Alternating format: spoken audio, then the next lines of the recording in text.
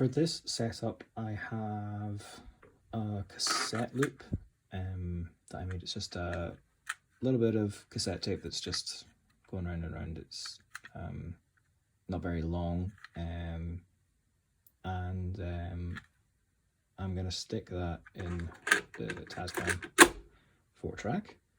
There's nothing on it right now. I've tried to kind of get it as clean as possible. But there's still like a little bit of a blip. Oops.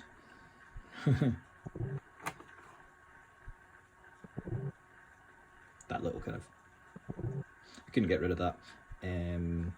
That's just, I think I didn't do a very clean splicing of the tape together. I think this is actually the first cassette loop that I made, so to be honest, the fact that it even works at all is somewhat miraculous. These are a little bit these can be a little bit temperamental, but you know, it's fine. Or at least it's been working for this for right now, for what I've been trying to do. So what I'm going to do with this setup, it just this sounds a bit kind of woo-woo, but just as I was falling asleep last night, the idea for this popped into my head, so I thought I'd give it a go today. I have, for each channel, there's actually 2 effects sends that you can do. So I am sending the effect send back into an input, which is what just happened there by accident when I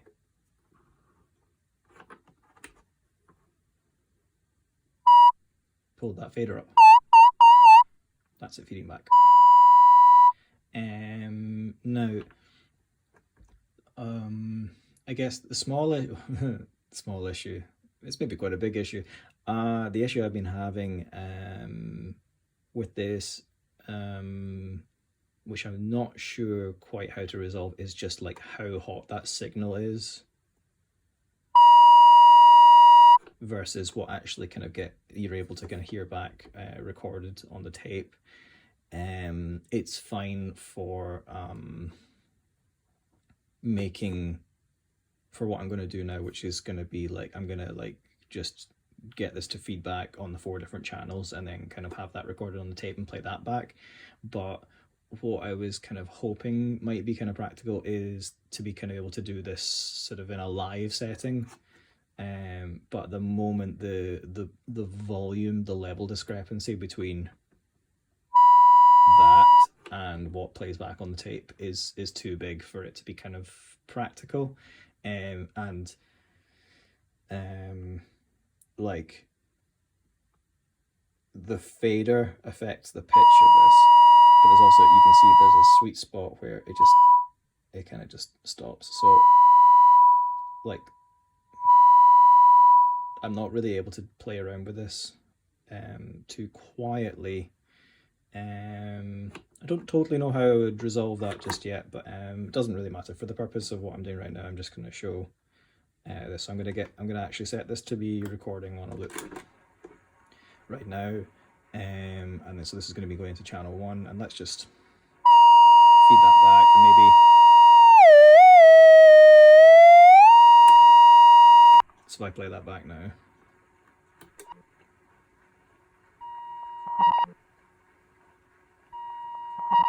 Okay, it's not really caught too much of that. Let's try that again. Ooh, it's so loud.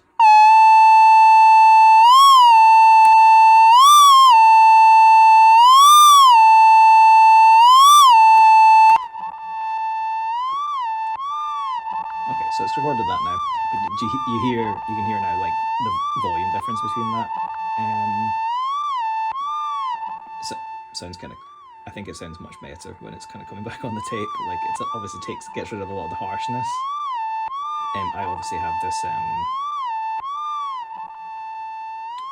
EQ preload in as well. I can kind of bring that EQ up now. I actually have the EQs all at the highs all at like, not even at 0, actually like at like negative for the moment, just for the purpose of this, because it's just going to be too grating for these this like signal generating that I'm doing. Okay, let's try a different one now. Let's try channel 2. So I'm going to put the effects send to maximum.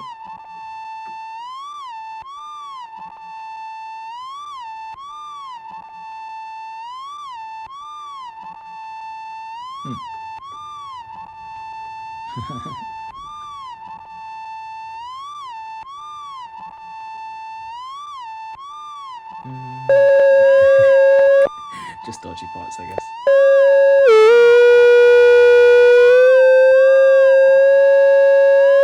So let's maybe harmonize with that a little bit.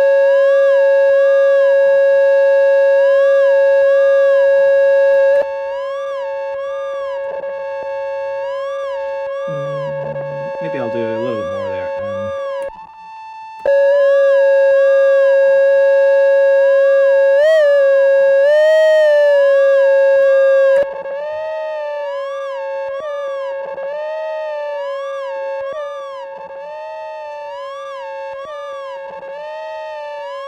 Cool, okay.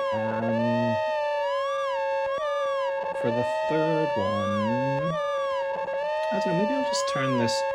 I've got a gain dial here as well for this input, so it's pretty much at like right at the lowest it can go. I'm going to put it all the way to the lowest now, because obviously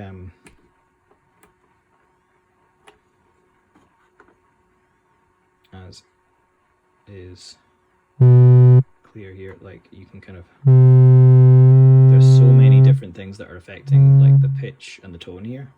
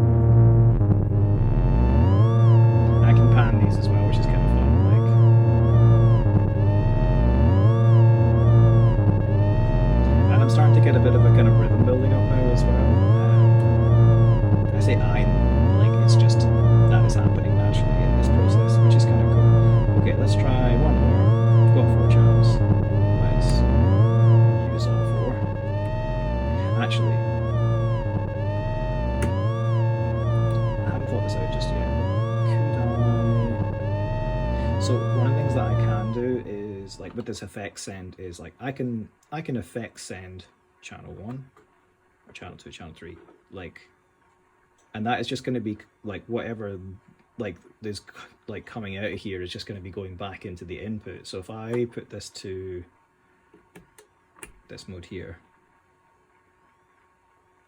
is that going to work? Or maybe I need to do this as well.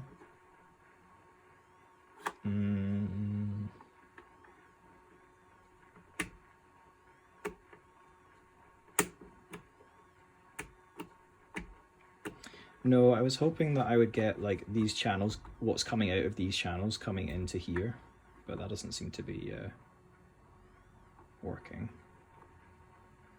Or maybe this channel just doesn't seem to be working.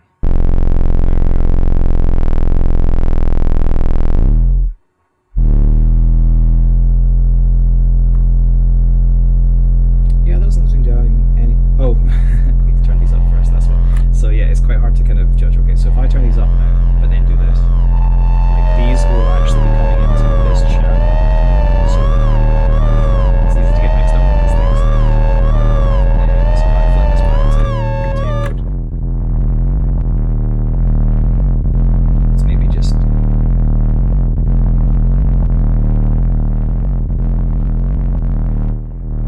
Oh yeah. I was wondering if they were maybe still there, kind of, but just quietly, like this low signal has just kind of completely obliterated any chance of any of these other signals coming through. But it doesn't seem like they've actually come through. I wonder. I'll just try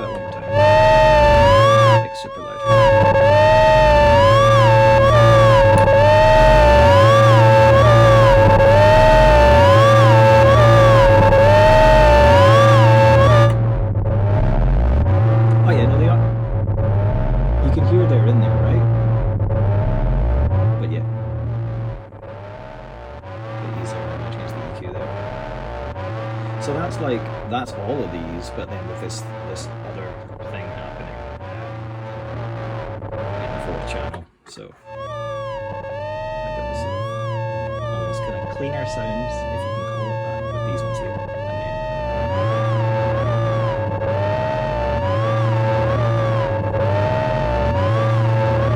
then so you can kind of see how, like, building that up in a live setting could be quite good fun and could kind of, I don't know, like it just could be quite good. But unfortunately, I think that the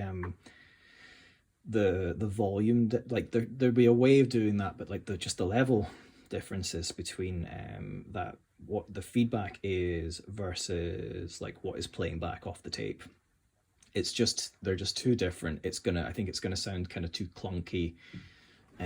So I haven't really worked out how that's gonna how that could be done. But even just like having built that up now, there are options to play around with.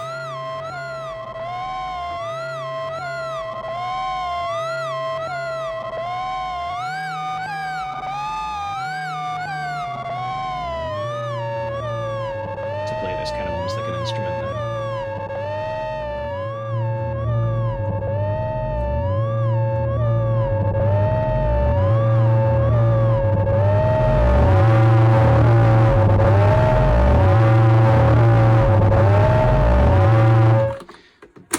Yeah, that was that little idea that popped into my head right before I fell asleep last night.